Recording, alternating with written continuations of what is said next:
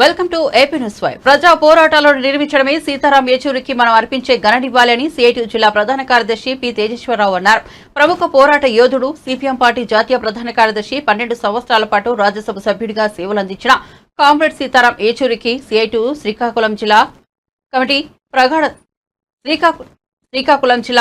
ప్రగాఢ సంతాపాన్ని తెలియజేస్తోందని అన్నారు. కామ్రేడ్ సీతారాం యేచూరికి నివాళులర్పిస్తూ రాష్ట్ర వ్యాప్తంగా సంతాప సభలు నిర్వహించాలని సిఐటి ఇచ్చిన పిలుపుతో భాగంగా శ్రీకాకుళం జిల్లా పొందూరు మండలం కేశవాసుపురం గ్రామం సమీపంలో ఉన్న నాగార్జున అగ్రికం పరిశ్రమ వద్ద సంతాప సభ నిర్వహించారు. ఈ సందర్భంగా చిత్రపటానికి సిఐటి జిల్లా ప్రధాన కార్యదర్శి పి తేజేశ్వరరావు పూలమాలలు వేసి ఘనంగా నివాళులర్పించారు. ఈ సందర్భంగా ఆయన మాట్లాడుతూ 2011లో పారిశ్రామిక ప్రాంతం పైడి భీమవరంలో డాక్టర్ రెడ్డిస్ లేబరైటిస్ కార్మికులు 100 రోజుల సమ్మె సందర్భంగా మన జిల్లాకు వచ్చి కార్మికుల పోరాటానికి సంఘీభావం తెలియజేశారన్నారు.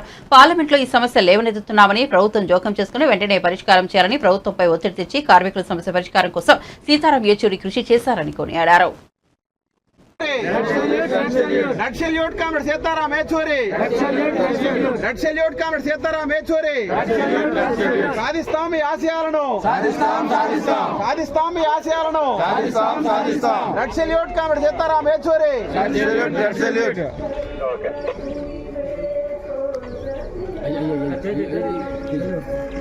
పొడది జోహార్ కామ్రేడ్ సీతారాం యేచూరి.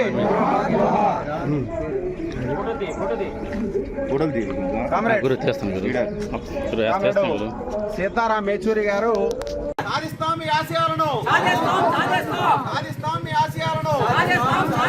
జోహార్ కామ్రేడ్ సీతారాం యేచూరి, జోహార్ కామ్రేడ్ సీతారాం యేచూరి, జోహార్ comrade Sitaram Yechury. All India ప్రధాన కార్యదర్శిగా ఇప్పటి వరకు కూడా చనిపోయే వరకు కూడా సిపిఎం పార్టీ ఆల్ ఇండియా ప్రధాన కార్యదర్శిగా పనిచేశారు. ఆయన కేవలం ఏంటంటే ఒక్క మన రాష్ట్రానికి, మన దేశానికి కాకుండా ప్రపంచవ్యాప్తంగా అన్ని దేశాల్లో ఉండే కమ్యూనిస్ట్ పార్టీలను కూడా ఐక్యం చేయడంలో కూడా ప్రధాన పాత్ర పోషించారు. నేపాల్లో కూడా అక్కడ కమ్యూనిస్ట్ మధ్య ఐక్యత ఏర్పాటు చేసి నేపాల్లో కూడా కమ్యూనిస్ట్ ప్రభుత్వం ఏర్పాటు చేయడంలో కూడా సీతారాం యేచూరి గారు ప్రధాన పాత్ర పోషించారు.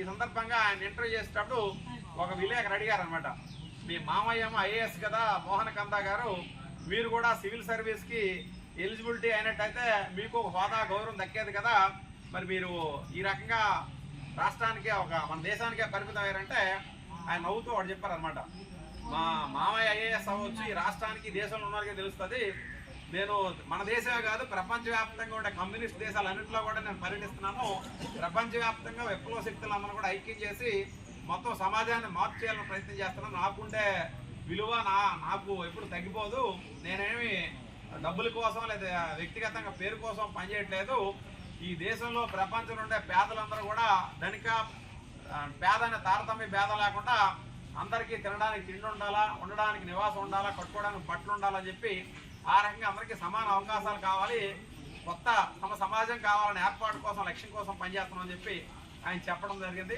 అలాగే గతంలో UPA 1 అంటే కాంగ్రెస్ ప్రభుత్వం యునైటెడ్ ప్రోగ్రెస్ అలయన్స్ పేరుతో మొత్తం అన్ని భాగస్వామ్య పక్షాలతో అప్పుడు మన 64 మంది సిపిఎం పార్టీ ఎంపీలు మద్దతు ఇవ్వడం, CBSE సిలబస్ అంటే సెంట్రల్ సిలబస్లోనే మొత్తం ఆల్ ఇండియా ప్రథమ స్థాయిలో ఉత్తీర్ణం సాధించారన్నమాట. అంటే దేశవ్యాప్తంగా ఉన్న దాంట్లో మొట్టమొదట ర్యాంకు సాధించారు.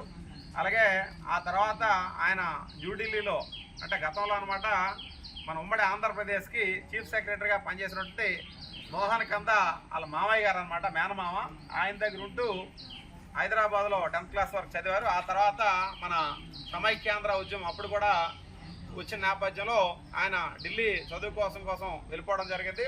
అప్పుడు ఇంటర్మీడియట్లో కూడా ఫస్ట్ క్లాస్, అలాగే MA ఎకనామిక్స్, ఆ తర్వాత జవహర్లాల్ నెహ్రూ యూనివర్సిటీలో JNUలో ఢిల్లీలో కూడా MA ఎకనామిక్స్ అలాగే పోస్ట్ గ్రాడ్యుయేషన్ ఇవన్నీ చేసిన సందర్భంగా అప్పుడు కూడా మొత్తం ఆల్ ఇండియా ర్యాంక్ గోల్డ్ మెడలిస్ట్గా గోల్డ్ మెడల్ కూడా సాధించారు. అంటే చదువులో కూడా చాలా గట్టిగానే సీరియస్గా చదివేవారు.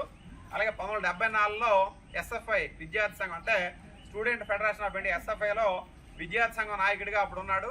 ఆ నేపథ్యంలోనే 1975లో ఇందిరాగాంధీ ఎమర్జెన్సీ పెట్టిన నేపథ్యంలో ఆయన కూడా జైలు పాలయ్యారు. అలాగే కొన్నాళ్ళ పాటు అజ్ఞాతవాసం కూడా చేసిన తర్వాత 77లో అనమాట మొత్తం జవహర్లాల్ నెహ్రూ యూనివర్సిటీకి సంబంధించి ఏంటంటే ఇందిరాగాంధీ దానికి ఆ యూనివర్సిటీకి అధ్యక్షులుగా ఉంటే నువ్వు ఈ రకంగా ఎమర్జెన్సీ పెట్టి ప్రజా ఉద్యమాలు నిర్బంధం పెట్టిన తర్వాత నువ్వు ఆ యూనివర్సిటీకి అధ్యక్షులుగా ఉండడానికి నువ్వు పనికిరావు అని చెప్పి మొత్తం యూనివర్సిటీ విద్యార్థులందరూ కూడా ఇందిరాగాంధీ ఇంటికి తీసుకెళ్లి గొడవ చేసిన తర్వాత ఆమె ఆ పోరాటానికి తల ఉంచారన్నమాట.